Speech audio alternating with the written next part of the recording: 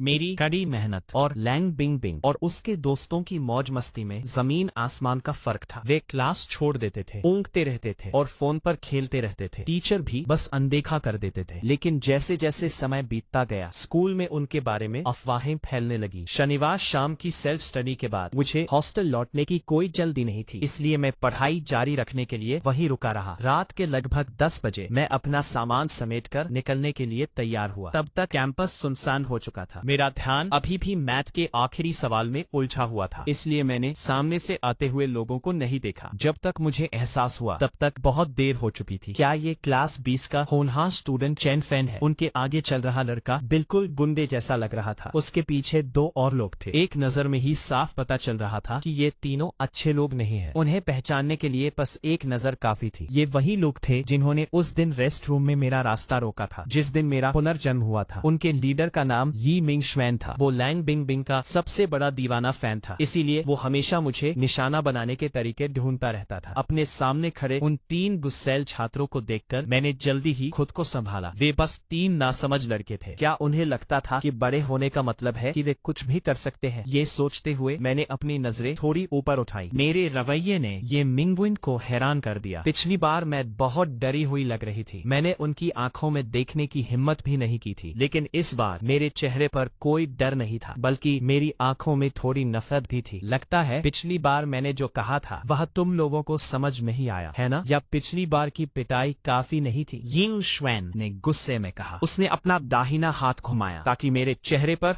मुक्का मार सके, लेकिन अब मैं ऐसी नहीं थी कि कोई मुझे परेशान कर सके। जैसे ही उसका हाथ नीचे आया, मेरी आंखें बर्फ की तरह ठंडी हो गईं। बिना किसी हिचकिचाहट के मैंने उसका हाथ रोक दिया। इससे पहले कि वह कुछ कर पाता, मैंने अपना बायां हाथ घुमाया और बदले में जोरदार थप्पड़ मारा। कड़क सन्नाटे भरी रात में थप्पड़ की आवाज गूंज उठी। मिंग श्वेन, भाई श्वेन। यिंग श्वेन ने अपना चेहरा पकड़ लिया और हैरान खड़ा रह गया। मैंने अपने दर्द करते हाथ को धीरे से हिलाया। मेरी आवाज में बर्फी ठंडक थी। ये थप्पड़ मेरे अपने लिए था। इसे एक सबक समझो कि इंसान कैसे बनते हैं। हर मनमौजी हरकत पर दूसरों को थप्पड़ मारने की कोशिश मत करो, क्योंकि देर सवेर वे थप्पड़ तुम्हारे अपने चेहरे पर ही वापस आएंगे। यामिंग गुइन ने मुझे गुस्से भरी नजरों से देखा। तुम खुद को क्या समझते हो? तुम्हें क्या लगता है कि तुम मुझे उपदेश देने के लायक हो? मुझे धन्यवाद देने की जरूरत नहीं है। मैं बस तुम्हारे माता पिता की तरफ से तुम्हें थोड़ा अनुशासन सिखा रही हूँ। मैं हल्की सी मुस्कुराई, फिर अपना लहजा बदलते हुए मैंने शांति से कहा, मैं तुम्हें एक और बात याद दिला दूं। तुम जैसे इंसान की तरफ लैंग बिंग बिंग एक नजर भी नहीं डालेगी। अगर मैं वहाँ ना भी होती तो भी उसके बगल में खड़ा होने वाला इंसान तुम कभी नहीं होते। लैंग परिवार जैसे बैकग्राउंड वाले लोग तुम जैसे अनपढ़ और कम जानकारी वाले लड़के पर भला क्यों ध्यान देंगे? मेरी बातें यिंग श्वेन के जख्मों पर नमक छिड़कने जैसी थी। गुस्से से उसकी आंखें लाल हो गई और वो अपने साथी पर चिल्लाया, तुम भी उसे पकड़ो, आज मैं उसका मुंह सूजा दूंगा। दोनों लड़कों को अपनी तरफ आते देख मैं तुरंत पूरी रफ्तार से भागने लगा। एक तरफ मैं और मेरा कमजोर शरीर और दूसरी तरफ 3 लड़के। मैं पक्का हार जाता। और इस तरह शांत कैंपस में एक नजारा देखने को मिला। मुझ जैसा कमजोर दुबला पतला लड़का हाथों में किताबों का ढेर लिए अपनी जान बचाने के लिए भाग रहा था और 3 लड़के उसका पीछा कर रहे थे। हार मानने को तैयार नहीं थे। थोड़ी देर भागने के बाद मुझे स्कूल का गेट पास ही दिखाई दिया। मैं सोच ही रहा था कि क्या गार्ड से मदद मांगूं, तभी मैंने गेट से अंदर आते हुए लोगों का एक ग्रुप देखा। जब मैंने उनके लीडर की परछाई साफ देखी तो मुझे लगा जैसे मुझे मेरा रक्षक मिल गया हो। मैं तुरंत उस व्यक्ति की ओर भागा। लैंग बिंग बिंग को महसूस हुआ कि कोई अचानक उनकी बाहों में आ गिरा है। स्वाभाविक रूप से उन्होंने मुझे दूर धकेलने की कोशिश की, लेकिन एक जानी पहचानी खुशबू पाकर रुक गई। Chen Fan. Lang Bing Bing ने थोड़ा हैरान होकर नीचे देखा। मैं उनसे आधा सिर ऊंचा था। हांफते हुए मैंने उनकी स्कूल जैकेट पकड़ ली। कुछ बोल नहीं पा रहा था। Lang Bing Bing. उसी पल यी मिंग वैन और उसका गैंग वहां पहुंच गया और सामने का नजारा देखा। डर के मारे उसका दिल जोर से धड़कने लगा। क्या हुआ? लैंग बिंग बिंग ने उन तीनों की ओर देखा। उनकी भौहें थोड़ी सिकुड़ गईं। उनके चेहरे के भाव एकदम ठंडे पड़ गए। वे मुझे पीटना चाहते थे। इससे पहले कि मैं अपनी सांसें ठीक कर पाता, मैंने जल्दी से उनकी शिकायत कर दी। मुझे पता था कि ऐसी स्थिति में वो पक्का मेरा ही ही साथ देंगी। तुम्हें पीटना? लैंग बिंगबिंग ने ठंडी मुस्कान के साथ कहा। लेकिन जो उन्हें जानते थे वे समझ गए कि यह उनके गुस्से के भड़कने का संकेत था। उन्होंने उन तीनों लड़कों की ओर देखा। उनकी आंखों में ठंडी सख्ती थी। ऐसा नहीं था, यह उसी ने किया। येंग श्वेन ने जल्दी से मेरे चेहरे की ओर इशारा किया। उसने पहले मुझे मारा। अगर यकीन न हो तो मेरा चेहरा देखो। ऐसा है क्या? लैंग बिंगबिंग हल्की सी मुस्कुराई। उसकी नजर एक पल के लिए भी उस पर से नहीं हटी। मिस लैंग, चेन फान ने ही सबसे पहले हमला किया था। हमारे भाई जवान ने तो उसे एक उंगली तक नहीं लगाई है। ई मिंगवान के साथ खड़े गुर्गे ने तुरंत उसका साथ दिया। ये सुनकर मैंने बस अपनी आंखें घुमा ली। अगर मैंने जल्दी रिएक्ट न किया होता तो ई मिंगवान का थप्पड़ बहुत पहले ही मेरे चेहरे पर पड़ चुका होता। लैंग बिंगबिंग को कोई प्रतिक्रिया न देते देख ई मिंगवान बस उसे बहुत ही दयनीय नजर से देखा। क्लास 121 का मिंग श्वेन। क्लास 115 की सिस्टर जू मेरी बड़ी बहन है। मेरी बहन ने एक बार आपके साथ डिनर भी किया था। सिस्टर बिंग, क्या आपको शी यू याद है? लैंग बिंगबिंग ने माथे पर बल डाला। उसने जांग ली और झाओ चिन की ओर देखा। उसे कुछ भी याद नहीं आया। जो चियन ने अपना सिर हिलाया। जांग ली ने कुछ पल सोचा और फिर अचानक उसे याद आया। यह वही समय था जब हम नेट कैफे गए थे। आशिंग उस दिन बिजी था और नहीं आ पाया था, इसलिए उसने टीम पूरी करने के लिए उसे साथ ले लिया। खेलने के बाद सिस्टर बिंग ने कहा कि उन्हें भूख लगी है, इसलिए वो भी हमारे साथ आ गई। किसे पता था कि जब हम खाना खा रहे होंगे तो कुछ लड़के अचानक अंदर आ जाएंगे। यह यूमिंगवान शायद उन्हीं में से एक था। और तुम इसे साथ में डिनर करना कहते हो? हाँ हाँ हाँ। यूमिंगवान ने देखा कि जांग ली को याद आ गया है और उसने बड़ी उम्मीद के साथ सिर हिलाया। उसे हैरानी हुई जब लैंग बिंगबिंग ने बस हल्का सा सिर हिलाया, जैसे वो गहरी सोच में डूबी हो। फिर उसने मेरी तरफ देखा। तुमने सच में उसे मारा था, ऐसा कह सकते हैं। मैंने थोड़ी शर्मिंदगी के साथ सिर हिलाया। लैंग बिंगबिंग हल्की हंसी। उसने फिर अपनी नजरें उठाई। उसकी ठंडी नजरें यी मिंगवान पर पड़ी, जो उम्मीद और शिकायत भरी नजरों से देख रहा था। लैंग बिंगबिंग के होठों के कोने ऊपर की ओर मुड़ गए। उसकी आवाज बेपरवाह थी। जब चोट लग ही चुकी है तो तुम इसके बारे में क्या करना चाहते हो? Miss Lang. येंग श्वेन इतना हैरान था कि उसकी आंखें फटी की फटी रह गईं। Chain fan. अचानक उसका मेरे नाम से बुलाना सुनकर मैं चौंक गया। मैंने खाली नजरों से ऊपर देखा। क्या उसे मारने में मजा आया? अगर नहीं तो मैं तुम्हें उसे और मारने दूंगी। मैं कुछ पल तक बिना कुछ कहे उसे घूरता रहा। मेरे मन में अचानक एक अजीब सी भावना उमड़ पड़ी। ऐसा लगा जैसे ये पहली बार था जब किसी ने बिना किसी शर्त के मेरा बचाव किया और मेरा साथ दिया। मैंने गहरी सांस ली और अपने दिल में उठ रही अजीब भावनाओं को दबाने की कोशिश की। धीरे से अपना सिर हिलाया। ठीक है। लैंग बीबी ने सिर हिलाया और वापस येंग श्वेन के ग्रुप की ओर देखा। उसके ठंडे चेहरे पर साफ बेताबी दिख रही थी। क्या तुम लोग अभी तक यहाँ से गए नहीं? Miss Lang. यिमिंग श्वेन अभी भी मानने को तैयार नहीं था। वो नम आंखों से उसे देख रहा था, लेकिन वो बेदर्द थी। दफा हो जाओ। युमिंग ने होठ सिकोड़े। उसने अपना चेहरा पकड़ा और भाग गया जब तक कि वो ओझल नहीं हो गया। उसके दो चमचों ने एक दूसरे की ओर देखा और वे भी पीछे पीछे चले गए। इस पल जो चियन बहुत समझदार निकली। उसने बाकी दोनों को अपने पास खींचा। अरे सिस्टर बिंगबिंग, आप और चेन फैन आराम से बात कर लीजिए। हम लोग पहले डॉर्म वापस जा रहे हैं। इतना कहकर वे तीनों फटाफट वहाँ से निकल गए। थोड़ी ही देर में स्कूल गेट पर सिर्फ लैंग बिंगबिंग और मैं ही बचे। आसपास कोई और नहीं था, इसलिए मैंने तुरंत एक कदम पीछे हटकर हमारे बीच की दूरी बढ़ा ली। शुक्रिया। क्या बस एक साधारण सा शुक्रिया? लैंग बिंगबिंग ने भौहें ऊपर उठाई। उनकी नजरों में मजाक की झलक थी। मैं एक पल के लिए चुप रहा, कुछ कहने की कोशिश कर रहा था। क्यों ना मैं आपको किसी और दिन खाना खिलाऊं? आज से बेहतर दिन क्या हो सकता है? आज ही तय करते हैं, लेकिन देर हो चुकी है। वैसे भी हमने आज दोपहर में खाना खाया था। इससे पहले कि मैं अपनी बात पूरी कर पाता, पेट के गुड़गुड़ाने की आवाज सुनाई दी। मुझे तुरंत अपने चेहरे पर गर्मी महसूस हुई। सच कहूँ तो मेरा मन कर रहा था कि कहीं छिप जाऊं। लगता है तुम्हारा पेट विरोध कर रहा है, मैंने जिद करते हुए कहा। स्कूल जल्द ही बंद होने वाला है। कोई बात नहीं, सिस्टर बिंग तुम्हारे लिए बात संभाल लेंगी। लैंग बिंगबिंग ने मजाक मजाक में पूछा। तो तुम क्या खाना चाहते हो? क्या हम बारबेक्यू खा सकते हैं? मेरे पास पैसे नहीं है, मैंने बहुत ईमानदारी से जवाब दिया। इस महीने का मेरा अलाउंस लगभग खत्म हो चुका है। बस एक बार बारबेक्यू खाने से ही मुझे अगले पूरे हफ्ते भूखा रहना पड़ सकता है। लैंग बिंगबिंग कुछ पल के लिए चुप हो गई। तो असली समस्या ये थी। अगले ही पल उन्होंने अपना हाथ मेरे गले पर रखा। फिर वे मुझे स्कूल गेट की ओर खींचने लगी। चलो, सिस्टर बिंग की तरफ से दावत है। जब बात यहाँ तक आ ही गई थी तो मुफ्त का खाना न छोड़ने के उसूल को मानते हुए मैं उनके पीछे हो लिया। मैंने विनम्रता से कहा, शुक्रिया सिस्टर बिंग। तुम्हारी हिम्मत कैसे हुई? मुझे सिस्टर बिंग कहने की। उनकी इस अचानक कही बात ने मुझे पूरी तरह उलझन में डाल दिया। मुझसे सीखो, तुम्हें मुझे सिस्टर लैंग बिंग बिंग कहना चाहिए। मैं धीरे से हंसा और उनकी बात को नजरअंदाज कर दिया। मुझ जैसे 20 साल से ज्यादा उम्र के प्रोफेशनल आदमी से 18 साल की लड़की को सिस्टर कहलवाना। सपने देखते रहो। डोंगचांग हाई स्कूल के पीछे एक फूड स्ट्रीट थी। वहाँ बारबेक्यू और मालाटांग से लेकर तरह तरह के स्क्यूअर्स, सीख कबाब तक सब कुछ मिलता था। लैंग बिंग बिंग मुझे बारबेक्यू के एक साफ सुथरे स्टॉल पर ले गई। जैसे ही हम बैठे उन्होंने मुझसे कहा कि मैं खुद जाकर डिशेस चुन लूं। शुरू में तो मैं थोड़ा हिचकिचाया, लेकिन जब मैंने चमकती हुई चीजें देखी तो मैं खुद को और चीजें लेने से रोक नहीं पाया। इन दिनों मैं रोज बस मांटो, एक तरह की स्टीम्ड ब्रेड ही खा रहा था। मेरा मुंह बिल्कुल बेस्वाद हो गया था। अब बारबेक्यू की खुशबू सूंघते ही मेरे मुंह में पानी आने लगा। चुनी हुई चीजें मालिक को देने के बाद मैं तुरंत अपनी सीट पर वापस आ गया। लैंग बिंग बिंग नीचे की ओर देख रही थी और मैसेज भेज रही थी। मैंने धीरे से पूछा, मुझे पता नहीं था कि तुम्हें क्या खाना पसंद है, इसलिए मैंने बस कुछ चीजें रैंडमली चुन ली। क्या तुम कुछ और चुनना चाहती हो? नहीं,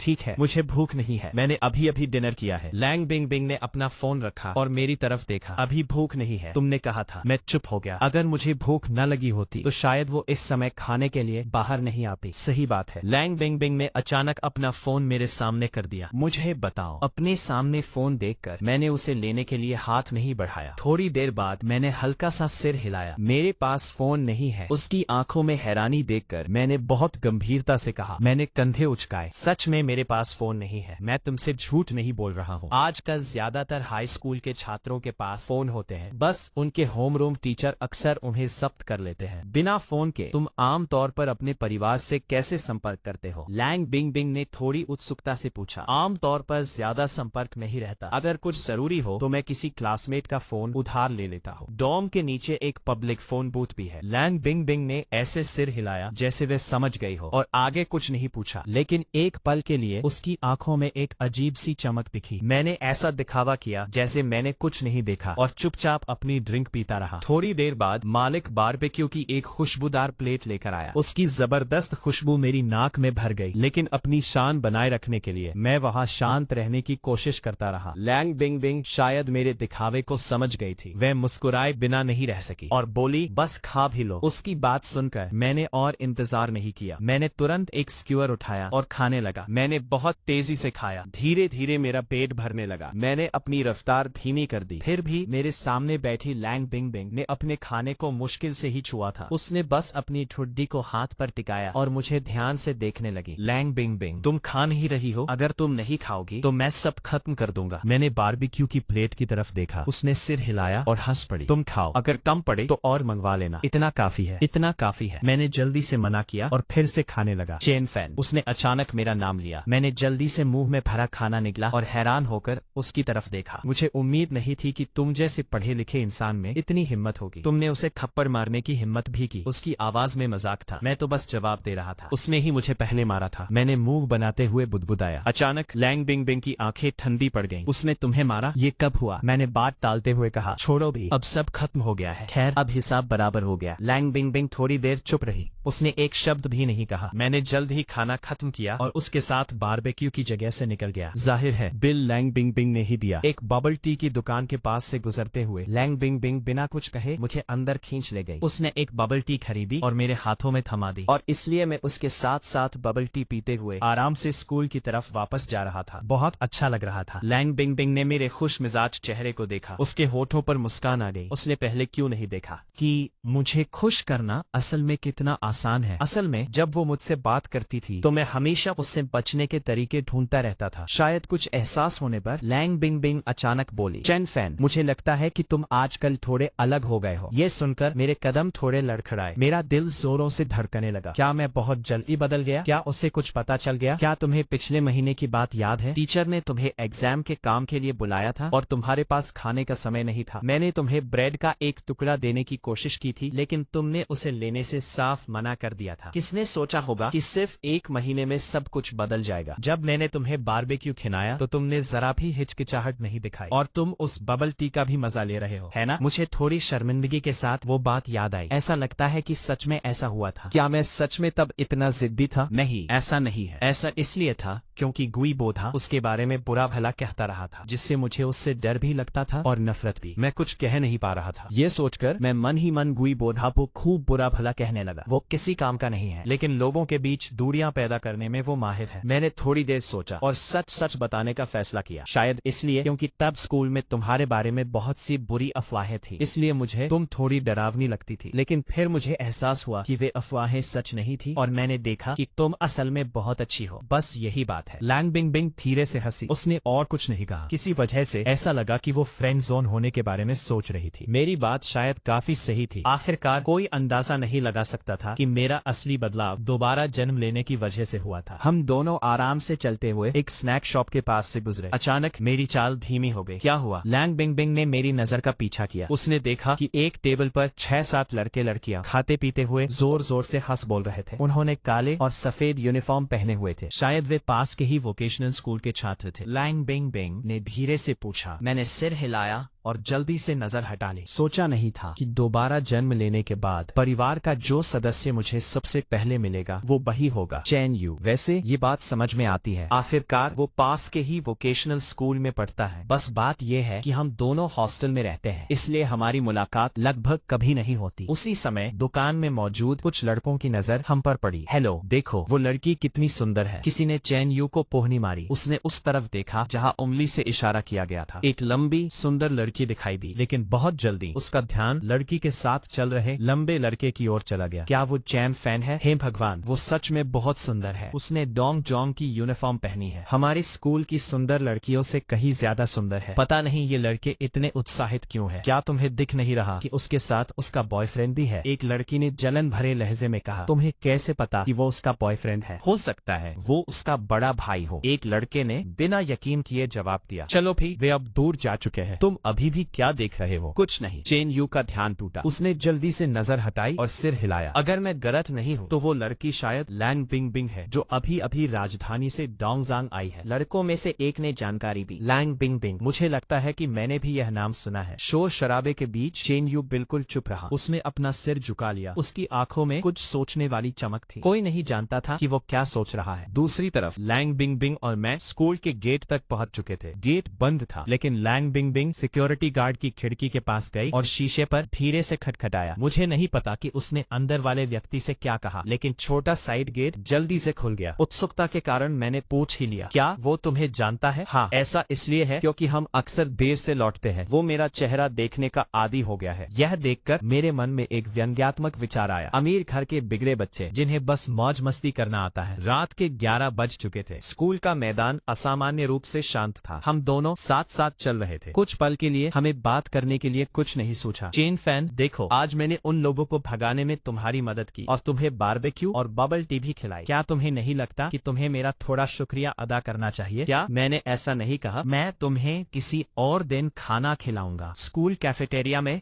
मैंने थोड़ी शर्मिंदगी के साथ अपनी नाक रगड़ी। ठीक है, और क्या? मैं इस महीने कुछ पैसे बचाने की सोच रहा हूँ। महीने के अंत तक कुछ पैसे जमा हो जाएंगे, तब मैं उसे कैफेटेरिया में दावत खिलाऊंगा। किसे पता था कि वो कहेगी, क्या तुमने ये कहावत नहीं सुनी है, डोंग जैंग की कैफेटेरिया का खाना तो कुत्ते भी न खाए। मैं थोड़ी देर चुप रहा और फिर अजीब ढंग से बोला, शायद खाना उतना भी बुरा ना हो। खाने के बजाय क्यों न तुम मेरा शुक्रिया किसी और तरह से अदा करो। जैसे क्या? मैंने अचानक पूछ लिया। पता नहीं क्यों मुझे हमेशा लगता था कि इस लड़की के मुंह से कभी कोई अच्छी बात नहीं निकलेगी। अगले ही पल मैंने देखा कि लैंग बिंग बिंग अपना चेहरा मेरे चेहरे के बहुत करीब ले आई। उसने अपनी उंगली मेरे गाल की तरफ की। क्यों न तुम मुझे एक किस दे दो। मैंने बेरुखी से नाक सिकोड़ी और उसे दूर ढकेलने के लिए हाथ बढ़ाया। फिर पीछे मुड़कर देखे बिना मैं बस चलता रहा। कुछ ही कदम चलने के बाद मुझे अचानक लगा कि कुछ गड़बड़ है। मेरे पीछे कदमों की आहट क्यों नहीं आ रही थी। मैंने अकड़कर अपना सिर घुमाया और पाया कि लैंग बिंग बिंग पूरी तरह गायब हो चुकी थी। सुनसान रास्ते पर बस पैरों की हिलती दुलती परछाइयां बची थी। आधी रात के सन्नाटे में वह नजारा काफी डरावना लग रहा था। लैंग बिंग बिंग, मैंने धीरे से आवाज दी, माहौल को भांपने की कोशिश करते हुए। किसी ने जवाब नहीं दिया, बस हवा से पत्तों के सरसराने की आवाज आ रही थी। लैंग बिंग बिंग, मैंने घबराहट में फिर से चिल्लाकर कहा। फिर भी कोई जवाब नहीं मिला। मैं और ज्यादा बेचैन हो रहा था। मेरे पैर जैसे जमीन में धंस गए हो। मैं 1 इंच भी हिल नहीं पा रहा था। जब मैं घबरा रहा था और समझ नहीं पा रहा था कि क्या करूं, तभी अचानक मुझे लगा कि किसी ने पीछे से मेरे कंधे पर थपथपाया। मैं जोर से चीख पड़ा। अगले ही पल ऊपर से एक साफ और ताजगी भरी हंसी सुनाई दी। हमारा बड़ा बॉस असल में इतना डरपोक है, यकीन नहीं होता। वह आवाज सुनकर मेरे दिमाग में खींची हुई नसें अचानक ढीली पड़ गई, लेकिन साथ ही मुझे गहरी बेबसी और नाराजगी भी महसूस हुई। लैंग बिंग बिंग ने थोड़ी देर इंतजार किया, लेकिन जब मेरी तरफ से कोई प्रतिक्रिया नहीं मिली तो उसे एहसास हुआ कि कुछ गड़बड़ है। वह जल्दी से नीचे झुकी, यह देखने के लिए कि मैं कैसा हूँ। मैं अभी भी वही सिर पकड़े, घुटनों में चेहरा छुपाए, बिना हिले दुले बैठा था। चैन फैन लैंग बिंग बिंग को अचानक कुछ बुरा होने का एहसास हुआ। उसने हाथ बढ़ाकर धीरे से मेरे सिर को छुआ, लेकिन जैसे ही उसने मुझे छुआ मैंने उसका हाथ झटक दिया। मुझे माफ करना, मैं बस मजाक कर रही थी। मुझे उम्मीद नहीं थी कि तुम सच में डर जाओगी। लैंग बिंग बिंग ने अपना सिर खुजलाया और अजीब तरह से कोई बहाना ढूंढने की कोशिश की। आमतौर पर शांत रहने वाली मिस लैंग पहली बार घबराहट महसूस कर रही थी। वो बार बार माफी मांग रही थी। आखिरकार उनके लगातार माफी मांगने के बीच मैंने धीरे धीरे स्ट्रीट लाइट की हल्की रोशनी में अपना सिर उठाया। लैंग बिंग बिंग ने आखिरकार मेरे चेहरे के भाव देखे। मेरी आंखें लाल थीं और उनमें आंसू भर आए थे, लेकिन मैं रोने से बचने के लिए अपने होठ को जोर से दबाए हुए थी। यह देखकर लैंग बिंग बिंग को और भी बुरा लगा। उन्होंने अपना सिर झुकाया और भारी आवाज में बार बार कहा, मुझे माफ कर दो। मैं चुपचाप उन्हें देखती रही और काफी देर तक कुछ नहीं कहा। उस पल मुझे बचपन की एक बात याद आई। एक बार मेरी माँ हम भाई बहनों को हमारी दादी के घर ले गई थी। वापसी में किसी वजह से मैंने माँ को नाराज कर दिया और इसलिए माँ ने मुझे, जो 10 साल से कम उम्र की बच्ची थी, सड़क के बीच में छोड़ दिया और मेरे 2 छोटे भाइयों को पहले घर ले गई। किस्मत से रास्ते की अपनी याददाश्त के सहारे मैं किसी तरह घिसटते घिसटते घर पहुंच गई, लेकिन तब मैं बहुत छोटी थी। कुछ किलोमीटर का वो सफर तय करने में मुझे कई घंटे लग गए, दिन की रोशनी से लेकर देर रात तक। उस रात चांद की रोशनी बहुत हल्की थी। मैं बार बार लड़खड़ाकर गिर रही थी। मुझे याद भी नहीं कि कितनी बार। मेरे आसपास सब कुछ श्मशान जैसा शांत था। बस हवा की आवाज और कभी कभी पक्षियों की आवाज सुनाई देती थी। न तो मुझ में रुकने की हिम्मत थी और न ही पीछे मुड़कर देखने की। मैंने बस अपनी आंखें बंद की और आगे बढ़ती रही, जब तक कि मुझे गांव की जानी पहचानी रोशनी नहीं दिखी। तभी मैंने सच में राहत की सांस ली। उस रात घर पहुंचने पर मुझे बहुत तेज बुखार था। मैं इतनी बीमार पड़ गई थी कि कोमा में चली गई थी। चैन फैन लैंग बिंग बिंग ने देखा कि मैं अभी भी चुप थी, बस खाली नजरों से उन्हें घूर रही थी और वो और भी घबरा गई। मेरे चेहरे पर उन्होंने एक ऐसी कमजोरी और बेबसी देखी जो उन्होंने पहले कभी नहीं देखी थी। उनके पास ज्यादा सोचने का समय नहीं था। उन्होंने अचानक हाथ बढ़ाया और मुझे कसकर अपनी बाहों में भर लिया। उन्होंने मुझे बहुत करीब से पकड़ रखा था और बार बार कह रही थी, माफ करना, मुझे माफ करना, सच में माफ करना। उसे इस पल से ज्यादा अफसोस कभी नहीं हुआ था। पता नहीं कितना समय बीत गया जब तक मैंने धीरे से हाथ बढ़ाकर उसे हल्का सा धक्का नहीं दिया। तब तक उसने मुझे बिल्कुल नहीं छोड़ा। तभी उसने मुझे छोड़ा और उठने में मेरी मदद की। शायद ज्यादा देर तक उकड़ू बैठने की वजह से ऐसा हुआ था। किस्मत से उसने फुर्ती से मुझे संभाल लिया। क्या तुम ठीक हो? मैंने सिर हिलाया। मैं ठीक हूँ। मैंने धीरे से खुद को छुड़ाया और हमारे बीच थोड़ी दूरी बना ली। लैंग बिंग बिंग, मुझे दोबारा ऐसे मत डराना। असल में मैं बहुत डरपोक हूँ। उस खामोश जगह पर लैंग बिंग बिंग ने मेरी बात सुनी और धीरे से कहा, मुझे माफ कर दो। काफी देर बाद उस लड़की की धीमी आवाज मेरे कानों में गूंजी। उसे समझ नहीं आ रहा था कि अपनी गलती की भरपाई कैसे करे। इसमें तुम्हारी कोई गलती नहीं है, मैंने बस थोड़ा ज्यादा रिएक्ट कर दिया था। मैंने अपना सिर हिलाया और एक अजीब सी मुस्कान लाने की कोशिश की, आधी मजाक उड़ाती हुई और आधी खुद को दिलासा देती हुई। उस पल लैंग बिंग बिंग को अचानक लगा कि मेरे साथ बहुत कुछ हुआ होगा। मैंने अपना सिर घुमाया और उसे देखा। तुम मुझे फिर से डराने का तो नहीं सोच रही हो, है ना? नहीं। उस लड़की के गाल थोड़े लाल हो गए। वो मेरे पास आने के लिए थोड़ी तेज चली, लेकिन फिर भी उसने मुझसे थोड़ी दूरी बनाए रखी। ऐसा दोबारा नहीं होगा, उसने चलते हुए धीरे से कहा, जैसे मुझसे कोई वादा कर रही हो और साथ ही खुद को भी याद दिला रही हो। ये सुनकर मैंने हैरानी से उसकी ओर देखा और धीरे से कहा, ठीक है। असल में मैंने लैंग बिंग बिंग को बिल्कुल भी दोष नहीं दिया था। बात बस इतनी थी कि अनजाने में वो ऐसी चीजें, यादों के कुछ टुकड़े वापस ले आई थी जिन्हें मैं कभी पूरी तरह भुला नहीं पाया था। उसके बाद हम दोनों लड़कों के डॉर्मेट्री तक पहुंचने तक चुप रहे। मैं पहले रुका। हम पहुंच गए। हाँ, तुम ऊपर जाओ, कल मिलते हैं। फिर मैं एक पल के लिए रुका और कहा, और आज के लिए भी शुक्रिया। वो बस मुस्कुराई और कुछ नहीं कहा। फिर मैं मुड़ा और डॉर्मेट्री के अंदर चला गया। जैसे ही मैं ऊपर जाने वाला था, न जाने क्यों मैंने अचानक पीछे मुड़कर देखा और पाया कि लैंग बिंग बिंग अभी भी वही खड़ी थी और चुपचाप उस तरफ देख रही थी जहाँ मैं गया था। धीमी रोशनी में मेरे चेहरे पर हल्की मुस्कान आ गई और मैं तेजी से ऊपर की ओर भागा, जब तक कि मैं पूरी तरह से नजर से ओझल नहीं हो गया। आखिरकार लैंग बिंग बिंग ने नजर हटाई और लड़कियों की डॉर्मेट्री की ओर मुड़ गई। उस समय लड़कियों के डॉर्म रूम के अंदर जैंग ली, जो चैन और कुछ अन्य लड़कियां गेमिंग में मग्न थी। अचानक दरवाजा जोर से लात लात मारकर खोला गया। कौन है? क्या तुम्हें दरवाजा खटखटाना नहीं आता? जैंग की आवाज में झुंझलाहट थी, लेकिन अंदर आने वाले को देखकर वो अचानक रुक गई। हे ओह, ये तो सिस्टर बिंगबिंग है। लैंग बिंगबिंग ने बिना किसी भाव के दरवाजे जोर से बंद किए सीधे अपनी सीट पर गई और बैठ गई। बाकी लोगों ने एक दूसरे की ओर देखा, ऐसा लगा जैसे कुछ हुआ है। अगले ही पल पूरे ग्रुप ने अपने कंप्यूटर बंद किए और लैंग बिंगबिंग के आसपास जमा हो गए। अरे सिस्टर बिंगबिंग, क्या हुआ? जरा उनका चेहरा तो देखो, कोयले की तरह काला पड़ा है। हमारी बड़ी बहन को नाराज करने की हिम्मत किसने की? दीदी बिंगबिंग, क्या आप डेट पर नहीं गई थी? क्या आपको किस नहीं मिला? जैंग ली ने आंख मारते हुए मजाक किया और तुरंत लैंग बिंगबिंग ने उसे लात मारी। मर जाओ। हे मैंने सही बात पकड़ ली है ना? देखो पॉन बचाव कर रहा है, दफा हो जाओ। थोड़ी मस्ती मजाक के बाद वे आखिरकार गंभीर हुई और लैंग बिंगबिंग से पूछा कि असल में क्या हुआ था। लैंग बिंगबिंग ने अपनी कनपटी सहलाई, थोड़ी देर सोचा और फिर कहा, मैंने बस कुछ बहुत बेवकूफी भरा काम किया। कुछ बेवकूफी भरा? यहाँ तक कि महान मिस लैंग ही बेवकूफी भरे काम कर सकती है। हमें बताओ, हमारी जानकारी बढ़ाओ। लैंग बिंगबिंग ने उन पर ध्यान नहीं दिया।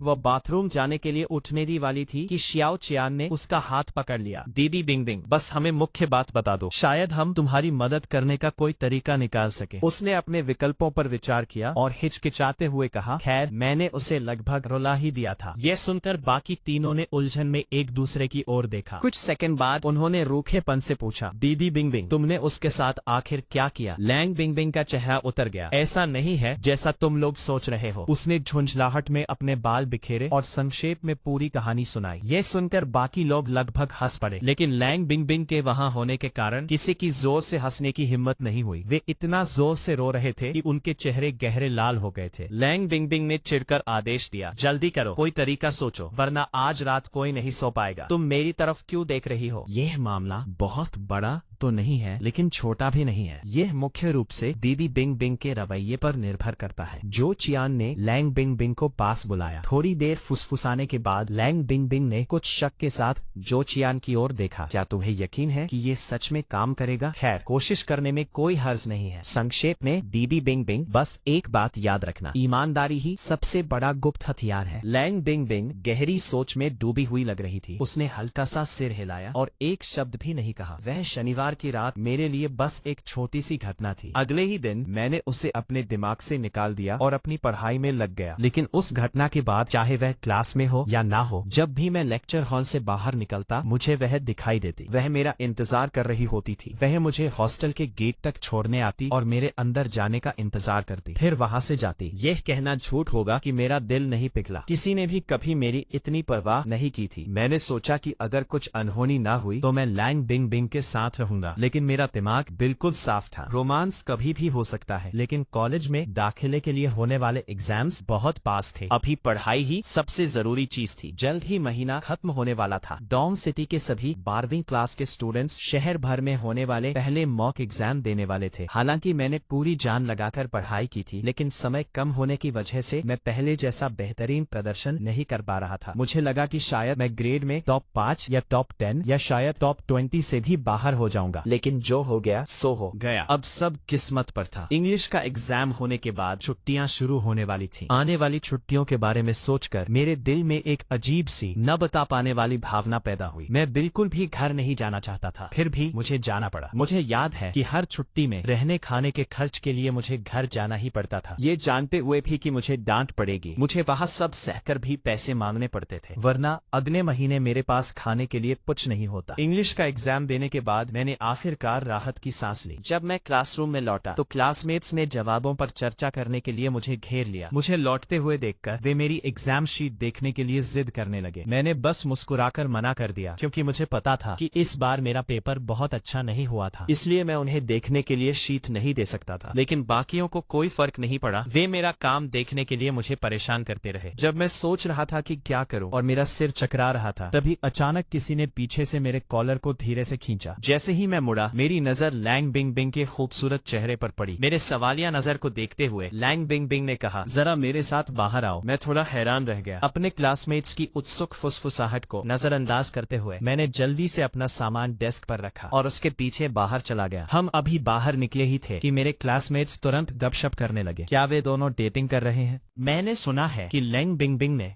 खुद माना है कि वह चेन फैन को पसंद करती है, बस पता नहीं कि चेन फैन भी उसे पसंद करता है या नहीं। 10 में से 8 से 9 चांस तो है ही। उसे देखो, क्या इस स्कूल में कोई ऐसा लड़का है जो लैंग बिंगबिंग को पसंद न करता हो? जब सब लोग जोश में इस बारे में बात कर रहे थे, तभी अचानक एक तेज पुरुष आवाज सुनाई दी। तुम सब क्या बकवास कर रहे हो? चेन फैन का लैंग बिंगबिंग के साथ कोई रिश्ता नहीं है। गोई बोधा, चूंकि तुम चेन फैन के इतने करीब हो, तो क्या तुम्हें यकीन है कि वे इतने करीब हैं लेकिन असल में डेटिंग नहीं कर रहे? मैं अक्सर लैंग बिंगबिंग को चेन फैन के लिए खाना लाते हुए देखता हूँ और चेन फैन कभी मना भी नहीं करता। बिल्कुल, मैंने लैंग बिंगबिंग को उसे रात में डॉर्म तक छोड़ते हुए भी देखा है। गोई बोधा अकेले भीड़ का सामना नहीं कर सका। वो घबरा गया और गुस्से में पैर पटकने लगा। सच में कुछ नहीं है। चेन फैन के मन में लैंग बिंगबिंग के लिए कोई भावना नहीं है। उसे सॉन्ग वे जैसी लड़कियां पसंद है। क्या ये सच है? सबने ऐसे रिएक्ट किया जैसे उन्होंने कोई चौंकाने वाली खबर सुनी हो। हर कोई बहुत उत्सुक दिख रहा था, लेकिन जैसे ही उसके मुंह से ये शब्द निकले, गोई बोधा को तुरंत पछतावा हुआ, क्योंकि ये कहना कि मैं सॉन्ग वे को पसंद करता हूँ पूरी तरह से उसकी अपनी कल्पना थी। जैसा सोचा था। एक लड़के ने तुरंत सवाल किया, वो सच में सॉन्ग वे को पसंद करता है? तो फिर वो लैंग बिंगबिंग से चीजें क्यों ले रहा है? इस सवाल ने गोई बोधा को पूरी तरह से सन्न कर दिया। उसे भी यह समझ नहीं आ रहा था। साफ है कि कुछ दिन पहले तक मैं लैंग बिंगबिंग के प्रति उदासीन था, फिर भी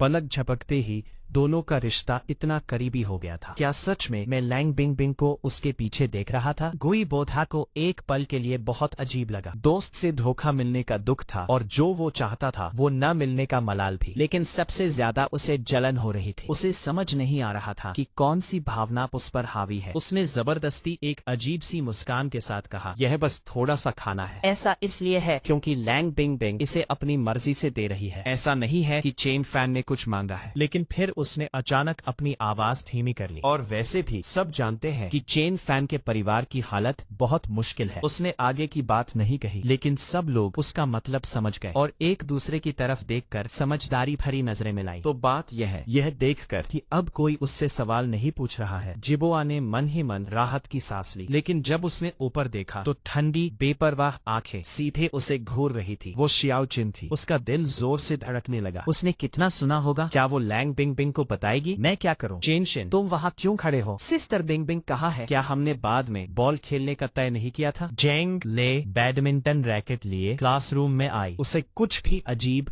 नहीं लगा। शियाओचिन ने अपनी नजरें हटा ली। वो मुस्कुराई और सिर हिलाया। सिस्टर बिंगबिंग को कुछ काम है। उन्होंने हमसे क्लासरूम में उनका इंतजार करने के लिए कहा है। दूसरी तरफ मैं लैंग बिंगबिंग के पीछे पीछे स्कूल के कॉरिडोर से गुजरा। सीढ़ियों से छत पर पहुंचकर मैंने थोड़ा उलझन में पूछा, लैंग बिंगबिंग, तुम मुझे यहाँ क्यों लाई हो? तुम्हें जल्द ही पता चल जाएगा। छत पर पहुंचकर मैंने देखा कि कुछ लोग थोड़ी दूर खड़े हैं। पास जाने पर ही मैं साफ साफ देख पाया। पता चला कि वे 3 लड़के थे, वही जिन्होंने पहले रेस्टरूम में मुझे परेशान किया था, और उनके साथ एक लड़की भी थी। उनका लीडर यी मिंग श्वेन था। मैंने तुरंत लैंग बिंगबिंग की तरफ देखा। वो क्या करने वाली है? मिस लैंग, एक लड़की जिसे मैं नहीं जानता था, लैंग बिंगबिंग का अभिवादन करने के लिए झुक रही थी और बार बार सिर हिला रही थी, लेकिन लैंग बिंगबिंग ने उस पर कोई ध्यान नहीं दिया। उसकी नजरें यी मिंग श्वेन पर टिकी थी। उसकी आवाज में कड़ापन था। मैंने सुना है कि तुमने पहले चेन फैन को परेशान किया था, है ना? नहीं, मैं नहीं। यी मिंग श्वेन बहाना बनाने ही वाला था कि लैंग बिंगबिंग ने उसे बीच में ही रोक दिया। क्या तुम कह रहे हो कि हम झूठ बोल रहे हैं? यी मिंग श्वेन इतना डर गया था कि रोने ही वाला था। उसके बगल में खड़ी लड़की ने यह देखा और उसे धक्का दिया। अगर तुमने किया है तो मान लो, अभी भी बहाने क्यों बना रहे हो? जल्दी करो और क्लासमेट चेन फैन से माफी मांगो।